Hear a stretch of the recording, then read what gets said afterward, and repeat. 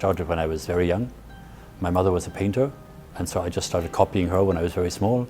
And when I was 13, I started making small animation. I would say that life is pretty absurd, but life without art is impossible. So it's for me.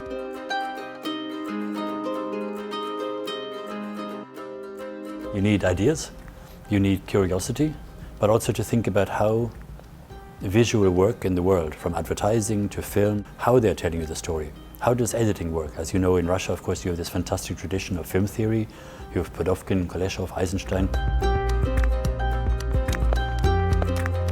Last year, the Goethe Institute here in Moscow asked me, can you think of doing something interesting, something about German-Russian relationship and history? And my wife actually researched a bit, and she found that Goethe and Pushkin, they never met together, but they admired each other. And as an homage to Goethe, Pushkin actually took one part of Faust and rewrote it. And then I found that Michael Schweitzer made a film of this piece of Faust in the 1970s. We contacted Mosfilm, and they allowed us to use the original. And we used this as the basis. It was very clear I want to work with Russian artists. So we have Vadim Epstein, who is here, a Moscow-based expert for AI, artificial intelligence-based animation. So in this we have film that is very, very old, remixed to today, but also artificial intelligence-created animation. And then we combine this into a collage. But then you have to start defining the word technology, because technology, you go back, a hammer is also technology.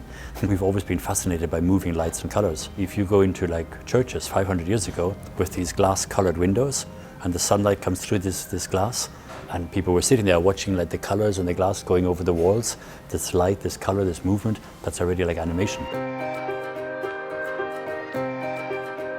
You need to be, in my opinion, experimental. I changed radically and started my laboratory in my bathroom, which was just to use just to create material from organic experiments.